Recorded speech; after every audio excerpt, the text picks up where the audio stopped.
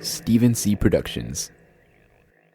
It was like a side project that we decided to do together, like as a husband and wife activity. And we never thought a band would come out of it. You know, it was just something we did for fun.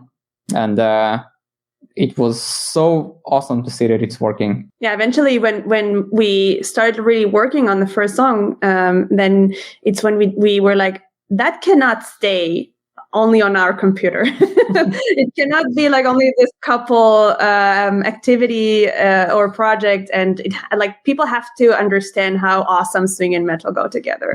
And especially we do love the fact that when we say to people, hey, we have like a swing metal band, people are like, what the hell is this? What?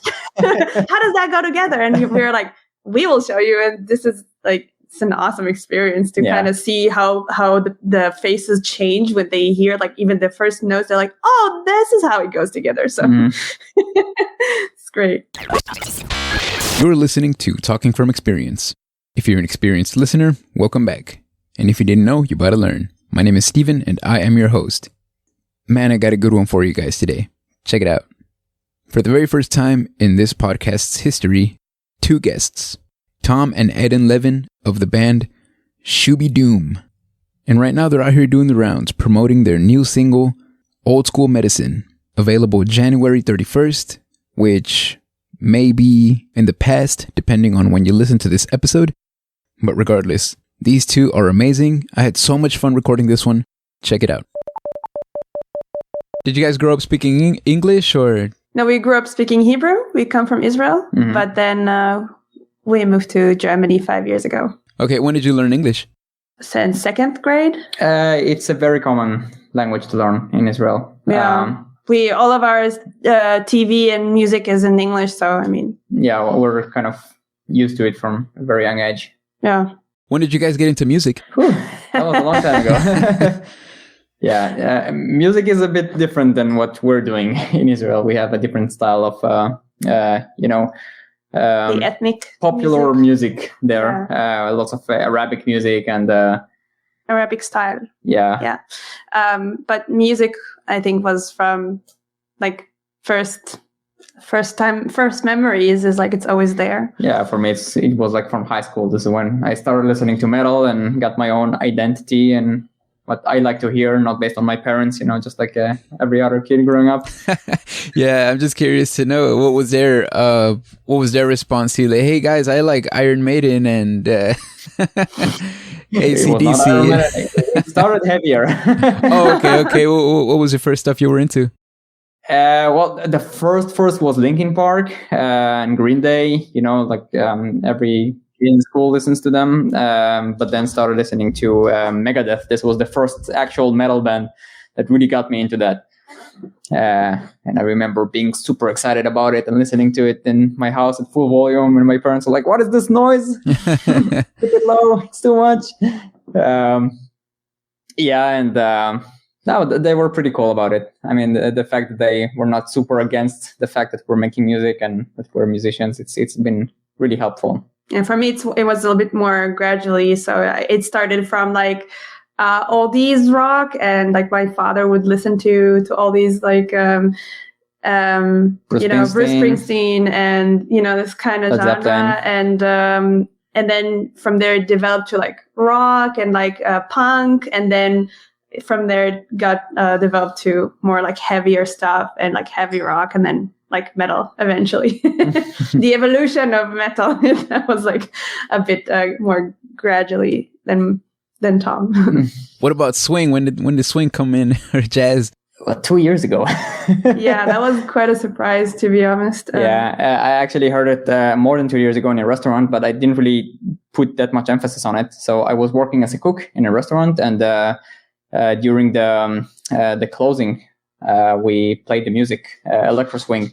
And I noticed that while I'm cleaning, I'm like dancing and moving my feet and all this stuff. And, I used to be one of these true metal heads that, if it's not screaming and not super heavy and, then it's not worth listening to. But I noticed I'm having fun with it, and it's kind of cool. And I didn't really come back to it until a couple of years ago when we were working on some stuff and we needed some music to work with. So we met with a friend and we played the music, and Eden was sitting in another room and she was hearing the music, and she told me right from there, "Oh my God, this is so much fun. What the hell is this thing? I'm sitting in my room and dancing like that." Yeah, and we started looking for more bands in this type of direction, and we noticed there aren't many, surprisingly. I mean, it's a very old genre, but you don't have so many bands that are making this thing. Not today and not before also. I mean, if you heard a couple of swing songs, you heard, I think, most of them. Yeah, but now that there's like a bit of a movement towards like electro swing and new swing, and then it's kind of like more modern, and I think this is something that's going a little bit more than like the old fashioned swing, and we really liked it, and we liked how upbeat it is, and how whenever we want to start cleaning the house, we just put it on and it immediately makes you like step on your feet, and even though you didn't have any energy before to do anything. And so I think that's how we found like a really good combination to like through the power of metal and the fun of swing. The fun of swing. Yeah, music's supposed to be fun in the end. I feel like people try to sometimes underestimate metal because I like to think some people don't have that ear for just the different melodies. To some people it just sounds like noise, and it's so fascinating, the intricacies in the guitar melodies and the rhythms. And I mean, in my opinion, it's such beautiful music, and the aggressiveness just adds this it just adds this amazing like release. I think the guitars and the aggressiveness are just a tool that the ear needs to get used to in the end of the day, because it's not any different than the bass of dubstep or anything like that, or the hard kicks of trance music. So it's something that you just need something to hook you in, and then you're somehow capable to open your ears a bit more. I remember my sister also not liking metal music so much, and one day I was playing Afterlife by Avenged Sevenfold, and she heard it and she fell in love with it immediately. And ever since she started listening to metal, now it faded off. It was a phase. Yeah, it was a phase.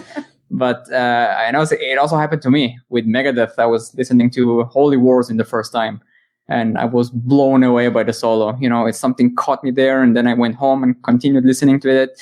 And same thing with Children of Bodom. This was the first band that I ever heard that had screaming in it, and I was really against it before. But I guess this is how you grow. This is how you change. You just need to get used to something and something to hook you in. And it goes with everything in life, I think, no?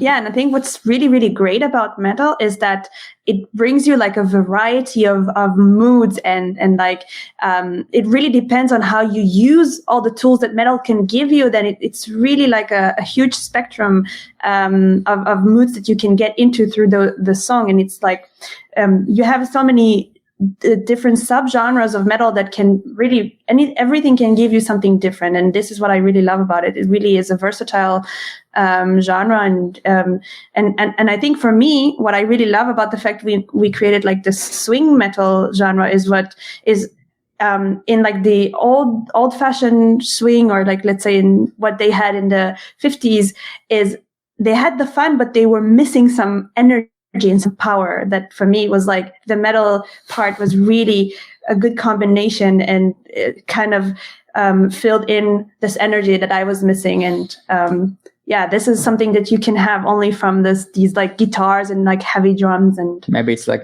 being used to eating spicy food, and then when you're not eating spicy food, you're missing it in everything you eat, and then it's like, I need some more energy. Right. Well, I really love that comparison to spicy food. Well, I love spicy food myself, so I know this from firsthand. Yeah, you have to acquire a taste for it. Yeah, and also build a strong immune system. But you can never go back after you already have created this palate. Then you can everything is like without salt and yeah, everything seems it seems bland. Yeah, and I'm half Indian, and we're living in Germany right now, and the only spices they use here are salt and pepper. So you would imagine how much I miss flavors. So you guys had the vision for this swing metal. What was it like when you finally put it together and heard it for the first time? I love it to the core when you have this type of feeling that you have something in your head and it works. Most of the times, based on my experience, I have an idea. It sounds amazing in the head, but then I put it onto real life use in the computer and it's terrible. But somehow with this, it actually worked, because it like complements each other. When you think of the brass instrument, they're really like harsh and aggressive when you use it in a certain way. Even when they're soft, they still have this sort of frequencies that are really pushing them forward. And combining it with the distortion and lows of the guitars is like building a whole picture that was kind of missing, because if you're listening to just jazz or just swing, it sounds terrific.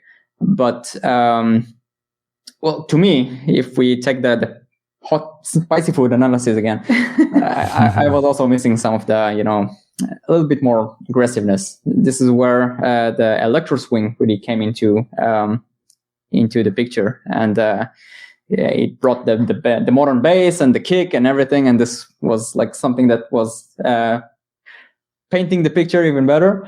And in time, we were thinking, okay, let's combine it with some metal. Who knows? It might work. It was like a side project that we decided to do together, like as a husband and wife activity, and we never thought a band would come out of it. It was just something we did for fun, and it was so awesome to see that it's working. Yeah, eventually when we started really working on the first song, then it's when we were like, that cannot stay only on our computer. It cannot be like only this couple activity or project, and like people have to understand how awesome swing and metal go together.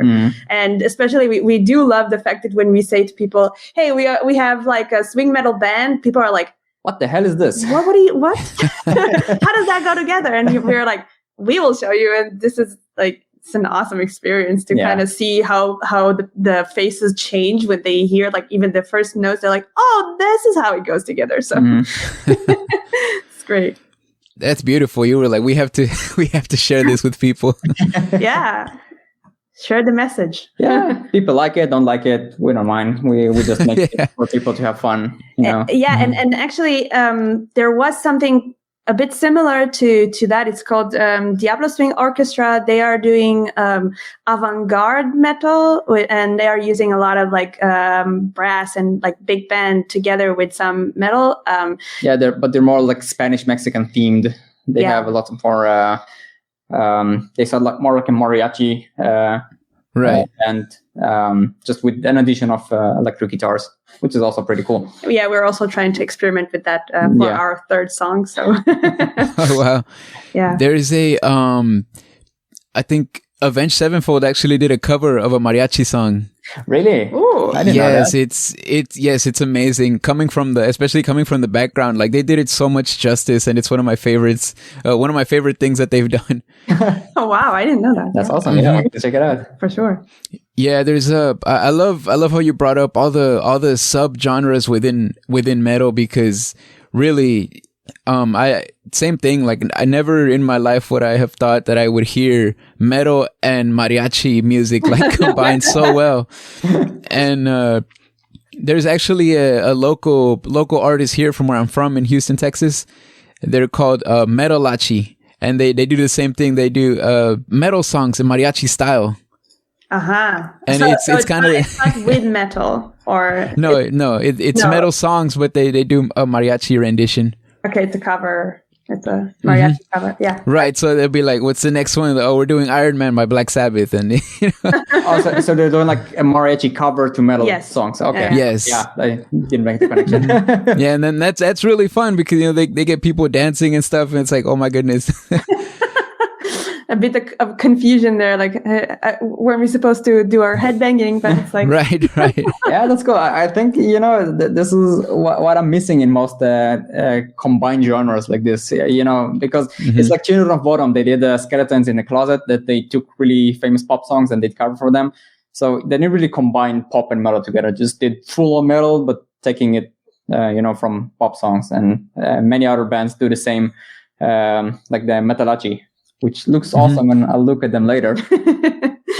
Yeah, but this is exactly like what we thought of. We started doing also some covers also of Enter Sandman from Metallica. We did a swing metal cover for that. So we also want to show that it's not only for our song that it's special, but we can take a metal song and just add some swing elements to it. And we did it also with with some Christmas songs. So this is actually how we bring some more heaviness into those kind of songs. So we can really play with that, and it's really fun.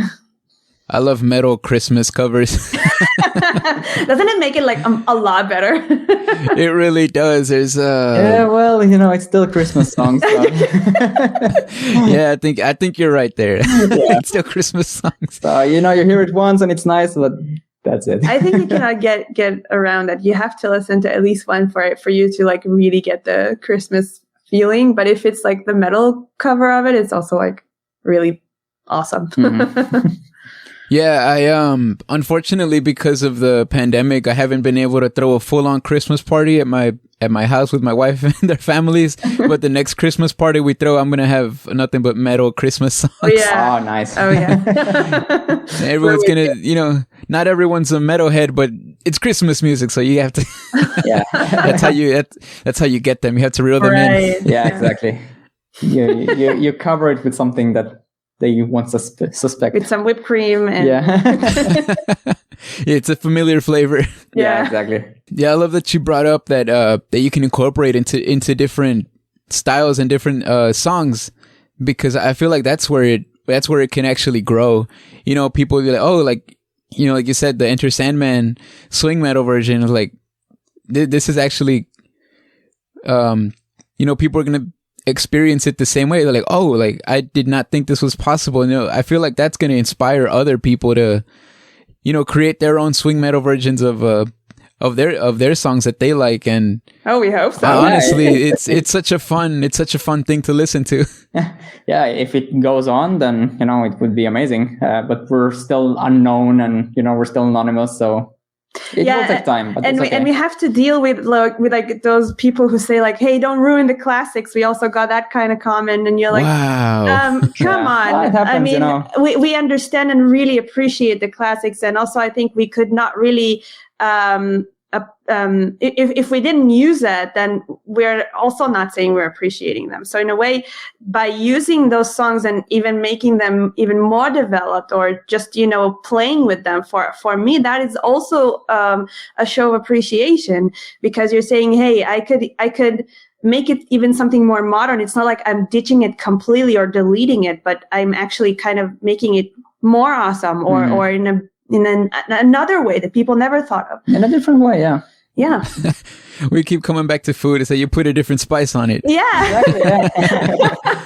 Exactly. It will still stay, I don't know, a burger, but maybe like with a different bun, or with peanut butter or with honey or something crazy like that. It's what it is, and we appreciate it, and we will never be Metallica. We're not even trying to be Metallica, but we're trying to take something that is familiar and see how can we play with it. And this is the one thing we kind of thought from the beginning, that we will encounter those like those people who are like super closed-minded and saying like, hey, I just like metal, and like old-fashioned clean metal, whatnot, and nothing around it can be metal or can be, worth listening to.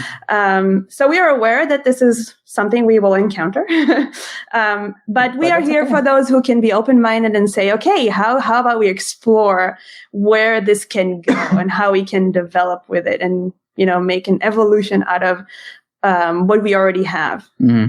Just not to stay in place all the time. Yeah. I mean, I feel like that's the beauty of music. How hip hop came up, they sampled music that was already existing. So they took, hey, I like this drum beat, let me put this together with this bass line, and that's how they built their music off of other music that existed. So that's the beauty to me of music, especially that you can take something that already exists and turn it into something completely different, and give a different perspective on it.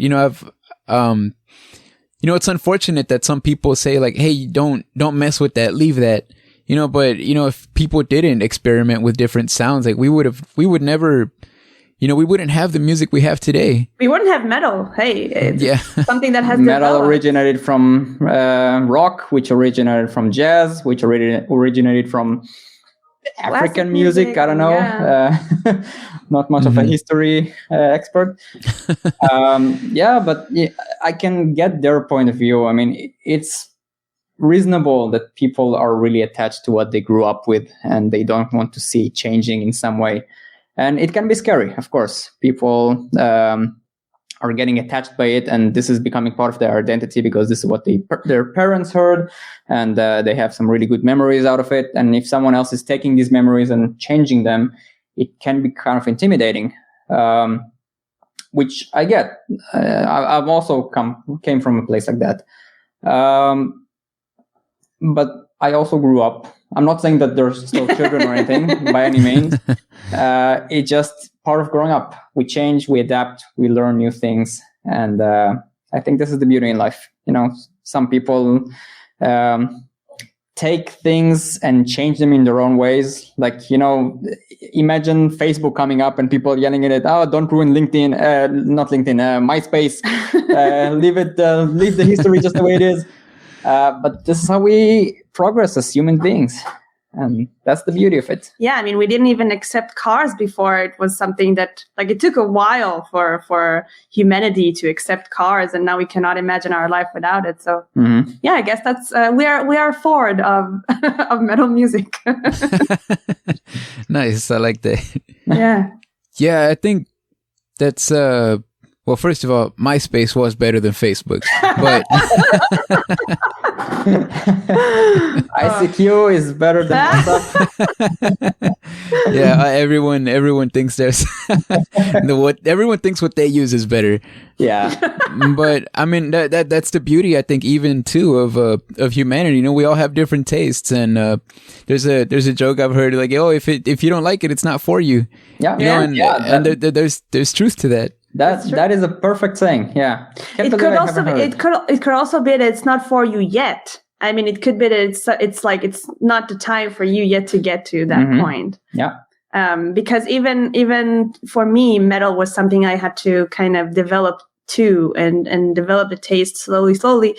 And I think also with swing music, it took us some time to kind of be like, I don't want to say saturated from what we heard before, but kind of like looking for something new. And this is where it really fit into our life. So sometimes it's just a matter of time, and sometimes it's not. And we are fine with that. As long as there are people who are ready to be open and experiment, then we are happy with what we get. Mm. Like listening to that style, like it makes me want to be at a show already. Like I cannot wait to see you guys live. Like, it's the aggressiveness of metal, but I'm pretty sure everyone in that crowd is going to want to be dancing and, a good time. I have no idea how this is going to look like, because this is a new genre. So there might be pogos and people pushing each other and punching in a crowd or something like that. We also might have like line dances and people throwing hats and salsa dancing, twirling sticks around. I don't know. It might be weird. Yeah, but this is the fun part. We are kind of inventing everything. I mean, it's fun and difficult. This is also what we are. The challenges that we are facing is the fact that we cannot really reference anyone, and even with editing the music and trying to figure out which type of singing and stuff like that, and even like our clothes style, we couldn't figure out. It took us time to understand what is it that how do we want to look. And yeah, I mean, this is, but it's fun because it's on us to develop that, and nobody can come and. We're building a community that will maybe help us, will maybe come up with their own style and inspire us, and I think that's the beauty. It's not just a one type of one person relationship. Yeah, we're talking with people. We're giving them ideas, and they're giving us back, and this is the type of communication that we want to build with the crowd. Right. So once we have shows, if we see someone dressed up in an interesting way in the crowd, we might comment on that and ask them, how did you make this thing? It looks amazing. Could we use it ourselves? And I think this is the type of communication that we really want to have with people. So we don't know exactly how it's going to go, but we know we're going to have fun yeah, through the process for sure. Exactly. Yeah, man, I'm excited for you guys. Like I'm all for it, you know. I can't wait to continue following you guys. Definitely you guys have a supporter in me. So Yes. so I appreciate you guys taking the time to come on. I'm so excited. It's like I'm going to be when you guys are touring the world, you know, I had them on my podcast. Well, we are crossing our fingers for you to be right. Definitely. There's a band. They're from Puerto Rico. Mm-hmm. They have they're called Puya, and they're metal, but they incorporate their South American type music into their music. So they have like guitar solos and, you know, bouncy guitar riffs and mixed in with salsa and merengue. And like it's amazing. I was like, the first time I heard them, I was like, you know, this is beautiful. Like the mending of genres, and like I think that's another reason I'm so excited about you guys. Like I really hadn't heard anything that sounds like it before. So great. It's good that they brought Puya up, because we were looking for a band that does something like this, because we're working on the third song and we want to incorporate some Spanish themes into that. So we're thinking of mariachi or you know, tango or something in this type of rhythm. Right. So we've been looking for something like this. So how do you call this band? Puya? Okay, so there's two bands. There's Puya, Puya. Puya, yeah. Yes. And then there's another one. They're from, I think, Argentina. They're called Carajo. Carajo. Yeah. Carajo. What is that in Spanish? Like that. Carajo.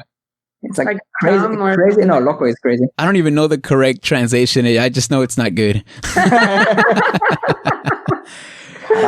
I know like some people use it. It's like not loco, but it's like mental or something, right?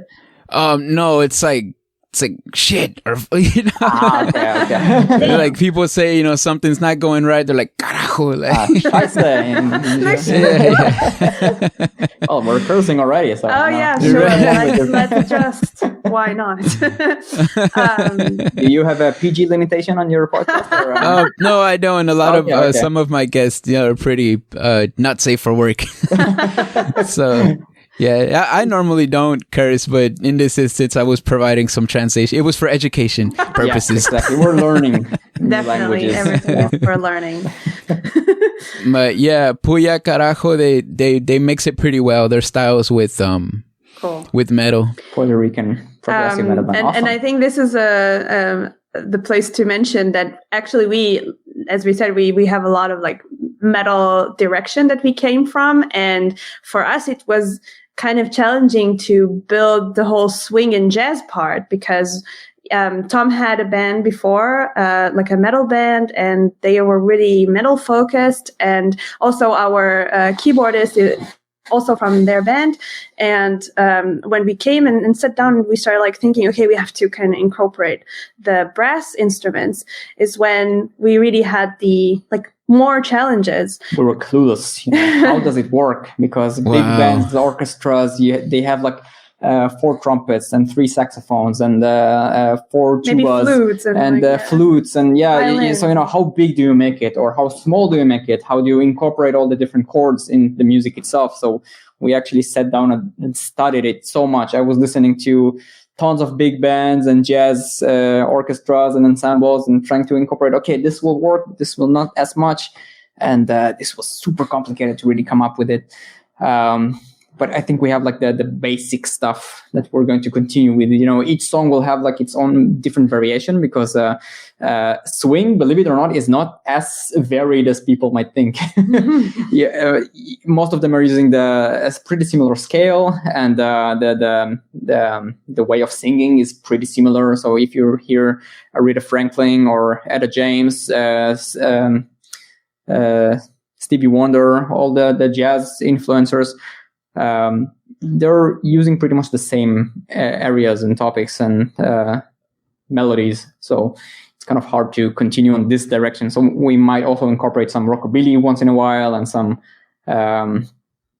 Spanish music, and ska. We don't know yet. Oh well. Yeah. So it's not specifically swing metal, but it's in that direction. So we're still also trying to figure out the genre because we have no idea. Right. Wow. Yeah, but I think this will be like a journey to discover what is our genre. Maybe we will never discover what is our genre. Kind of reminds me of like 21 Pilots. Have you guys heard of them? Yeah. Of course. Mm-hmm. I got the privilege of seeing them live a couple months ago, and it was just wow. Like all their styles and everything they do was like, even because me, like, I'm not a huge fan of like pop music, like all the mainstream, top 100 or whatever it is. Mm-hmm. Yeah. I was like, some of those styles, it's like I don't really go out of my way to listen to it. However, they do a lot of that. Right. But for some reason it's the presentation, the way they approach it is just like, it's genuine. Mm-hmm. Yeah. And you can tell that they're having fun with it. So that makes me like it even more. And it's like, definitely there's songs where I don't like some of the elements they're using, but they do it correctly. Like if it was any other artist, I don't know that it would be as good. Right. Yeah, you kind of grow into giving respect to other things that you might have not been listening to on a regular basis. So I also was never a fan of pop music. But recently, I came from, a very angry teenage years, so I really hated pop music and rap and this is shit music and they don't know what they're doing. But as you grow up, you understand, okay, these are people, these are human beings, and they're making some things that is speaking not only to them, but to other people as well. And there's lots of psychological reasons behind what they're doing. So you learn maybe not to love what they're doing, but to respect them. And I think this is really what opening your head to so many new variations. Yeah, it wasn't until after I got out of high school that I started to actually like rap and hip hop. So it was interesting because my friends and I, we were into like rock and metal, and we would put on some songs to kind of make fun of it. And then we were listening to it, and then I was like, wait a minute, hold on. He's saying something here. And I started paying attention to the lyrics, and then what I fell in love with was originally was the wordplay. Mm-hmm. And it's like, oh, they have like, that's a double meaning, triple meaning. Like, oh, I love how he rhymed this. He's saying this, but he means this other thing. Mm-hmm. And then when I actually paid attention to the music aspect of it, I realized that a lot of hip hop artists, they use like jazz bass lines in their songs. Yeah. So like Kendrick Lamar, he does a lot of jazz. Like he has a whole album where it's a lot of it is a lot of songs that have jazz live musicians in the studio with him. Oh. And it's like, wow, like, I never would have thought that, because I don't know what it is. Like at first glance, maybe it's when the same way that other people hear metal, at first glance, it's just, what are they doing? They're not really making music or something like that. But then when you actually like look into it, and it's like, oh, like this rapper has a live band when he performs, and it's like, wait a minute, this is not at all what I thought. So the same way with metal, like, oh, I remember that's what my mom used to say. Like, it just sounds like noise. But, when it's like, yeah, but if you pay attention, it's like all those guitar riffs and solos and all the drums that you're hearing, like that's not easy. For sure. I'm happy actually that you mentioned about the lyrics, because this is something that we realize not a lot of people pay attention to the lyrics, but we put a lot of effort into make the lyrics interesting, and also with like wordplay and double meaning and stuff like that. And for us, it's very important to deliver a message through our lyrics, and we would never use lyrics that are too generic and, kind of like, let's go and have some fun or come to the party or stuff like that. So it's for us, it's super important also this part. So it's kind of a complete story within a song. It is very important. Mm-hmm. I'm hoping everybody will be like you and like really go deep into the lyrics and focus on that. Yeah, we know people don't listen to lyrics too much, but that's okay. we try to make the music fun. That kind of blew my mind the first time I found out that not everybody pays attention to lyrics. I mean, growing up, like even the music that I didn't like, I would try to sit down and break down what are they talking about here, you know? Or like they would say something that sounds like that doesn't make sense. So I would sit down and try to listen to it. And then when I would be listening to it with someone and then I bring up like, oh yeah, like they're talking about this and this and that. Mm-hmm. And they'd be like, oh really? Okay. And like, they don't really care. And I'm like, wow, how do you not, you know? And there's some people that are like, oh, this is my favorite song. And then I'm like, oh yeah. And they don't, or some of them know the lyrics, but we're not really paying attention to what is being said. Eden is pretty much like this. I mean, guilty. she can recite the whole song word per word. But if I ask her what's the song talking about, she has no idea.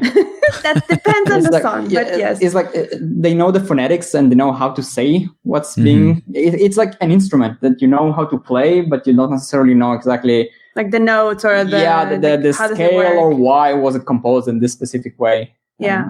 I find it cool. I think it's pretty weird because if I don't know the lyrics, I can't sing them. And this is like two minds working in completely different ways in terms of hearing the song.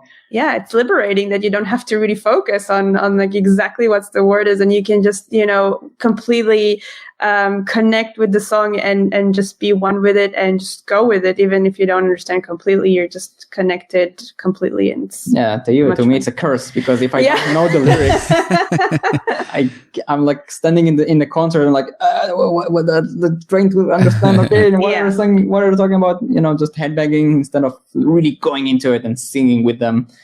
Yeah. Right. But this is what makes us work really well together because we are different in that topic. Also with perfectionism, I'm not a perfectionist and Tom is, and together we kind of balance each other when we work together. So that's really great.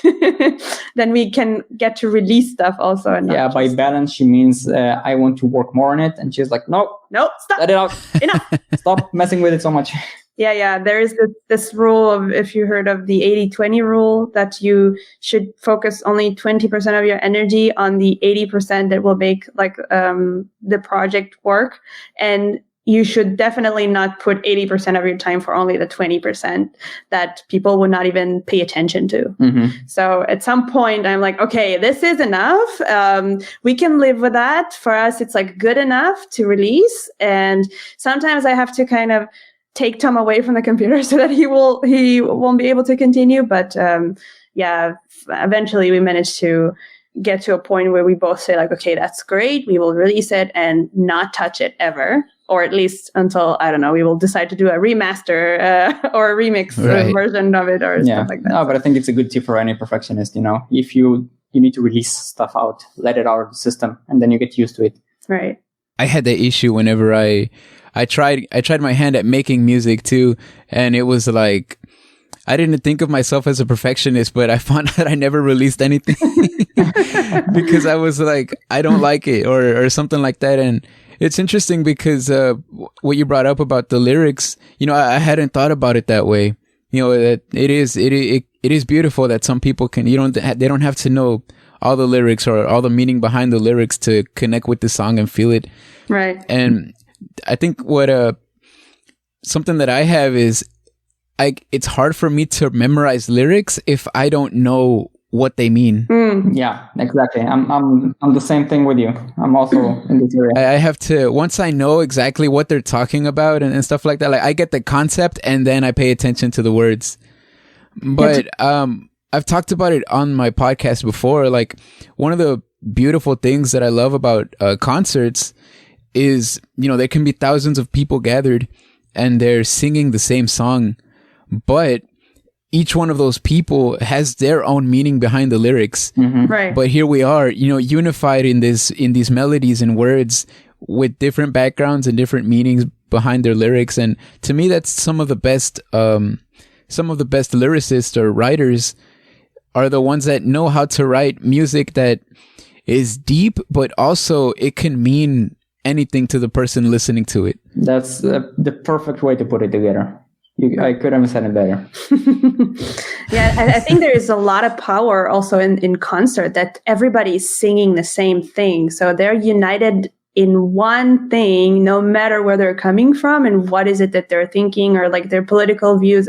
They feel connected solely on this one song that they're singing together. This is for me like a magical moment. And this is exactly why for me, you will never be able to kind of take away this, or the live shows. Yeah. I mean, you can never, do anything similar to that. To me, this is an experience that is only unique to concerts, and it's an amazing, amazing feelings, really. Wow. I cannot wait to see you guys live. We are nervous about that.